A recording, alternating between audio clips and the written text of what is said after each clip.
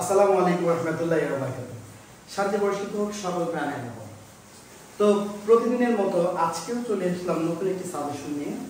আজকে সাজেশনের বিষয় আমাদের পাওয়ার ইঞ্জিনিয়ারিং ফান্ডামেন্টালস। এটা আসলে মূলত প্রথম সেমিস্টারে পাওয়ার ডিপার্টমেন্টের একটি সাবজেক্ট, যে সাবজেক্টটি খুবই গুরুত্বপূর্ণ। তো আজকে আমরা এই সাজেশনটা নিয়ে আলোচনা করব। তোমরা জানো যে আমাদের প্রত্যেকটা সাবজেক্টে আমাদের সাজেশন থেকে 100% কমন আসে ইনশাআল্লাহ। সেই ধারাবাহিকতায় আজকে তোমাদের স্থগিত পরীক্ষার যে সাজেশনটা আছে সেটা আমি দিতে যাচ্ছি। অবশ্যই পরীক্ষার সময় এই সাজেশনটা কমপ্লিট না করার পর্যন্ত পরীক্ষা হলে না যাওয়াই শ্রেয় হবে। তো আশা করি তোমরা মনোযোগ দিয়ে সাজেশনটা দেখবে। যারা এখনো সাবস্ক্রাইব করোনি তারা অবশ্যই সাবস্ক্রাইব করে আমাদের পাশে থাকবে ইনশাআল্লাহ। তো কথা না পারি আমি চলে যাচ্ছি আমার সাজেশনে।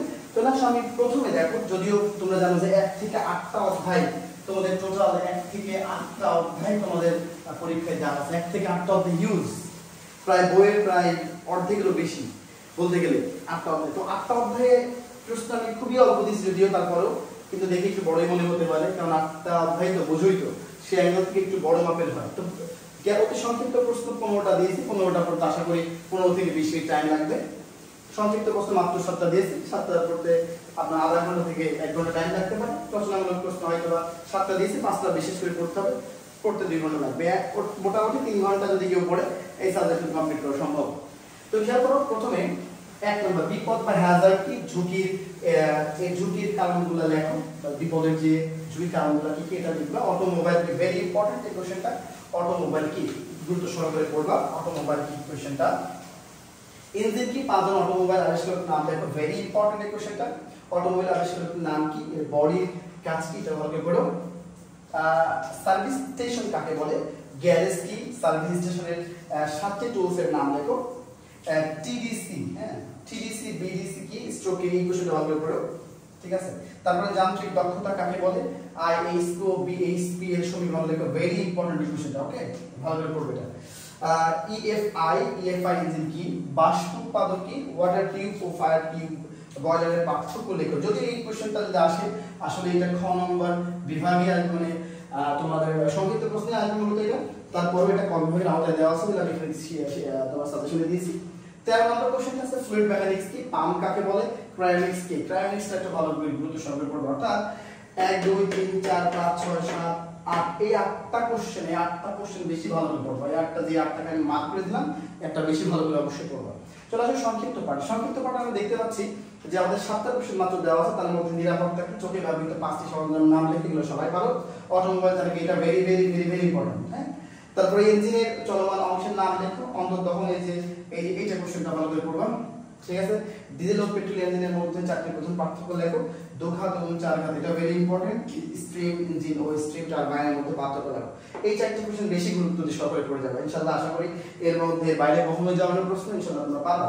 চলে আসো তারপর রচনামূলক প্রশ্নে। রচনামূলক প্রশ্ন মধ্যে 7টা রচনামূলক প্রশ্ন আমি দিয়েছি।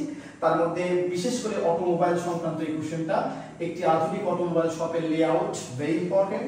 চিত্র সহ মোটরযান হাইড্রোলিক ব্রেক এটা, এবং একটি 4 ঘাত পেট্রোল ও ডিজেল। তুমি খেয়াল করো তোমাদের বইতে পেট্রোলের কোশ্চেন ডিজেল কোশ্চেনটা আলাদা করে দেওয়া আছে, আমি একবারে দিয়েছি।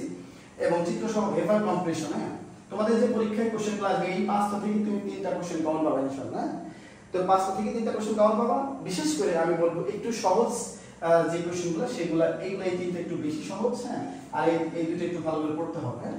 তো যাই হোক, আমি যে সাজেশনটা দিলাম ইনশাআল্লাহ এখান থেকে তোমরা 100% কমন পাবা আশা করি ইনশাআল্লাহ, ঠিক আছে ইনশাআল্লাহ। তো যাই হোক, তোমরা অবশ্যই সাজেশনটা ভালো করে পড়বা। যদি তোমাদের বন্ধু সকল যারা থাকে তাদের কাছে অবশ্যই ভিডিওটা শেয়ার করবা, যাতে তারাও পরীক্ষা ভালো লাগে। আমরা চাই প্রত্যেকে ভালো পরীক্ষা দিক, প্রত্যেকে ভালো পরীক্ষা দিয়ে আমাদের বার্ষিক পরীক্ষা যে আছে সামনে সবাই ভালো মতো পরীক্ষা প্রস্তুত নিক, এটাই চাই। আমরা টেকনিক্যাল গ্রুপ থেকে যে অফলাইন যে ব্যাচগুলো করছি তোমরা জানো যে বর্তমানে আমাদের 5টি ব্যাচ চলছে। যেই 5টি ব্যাচের মধ্যে তোমরা গত বছরে আমাদের 6টা ডিপার্টমেন্ট কুষ্টিয়ায় যে আছে 6টা ডিপার্টমেন্টে অফলাইন ব্যাচ থেকে প্রথম স্থান অধিকার করেছে আমাদের কাছে। তো সেই ধারাবাহিকতায় বার্ষিক পরীক্ষার ডেট দেওয়া হয়েছে 25শে মে, অর্থাৎ আর 34 দিন মতো টাইম আছে, 33-34 দিন টাইম আছে এভারেজ। তো তো এই প্রস্তুতির জন্য ফাইনাল যে আমাদের অফলাইন ব্যাচ চলছে, এটা হিউজ পরিমাণ স্টুডেন্ট বর্তমানে আছে যারা অবশ্যই ভালো মতো করে প্রস্তুতি নিচ্ছে। আশা করি এবছরেও আমরা 6টা ডিপার্টমেন্টে প্রস্তুতি স্থান অধিকার করতে পারবো। সবার কাছে দোয়া চাইলাম, প্লাস সবার প্রতি দোয়া রইল। আজকে আর বেশি বাড়াচ্ছি না, এত বিশেষ করছি। আসসালামু আলাইকুম ওয়া রাহমাতুল্লাহি ওয়া বারাকাতুহু।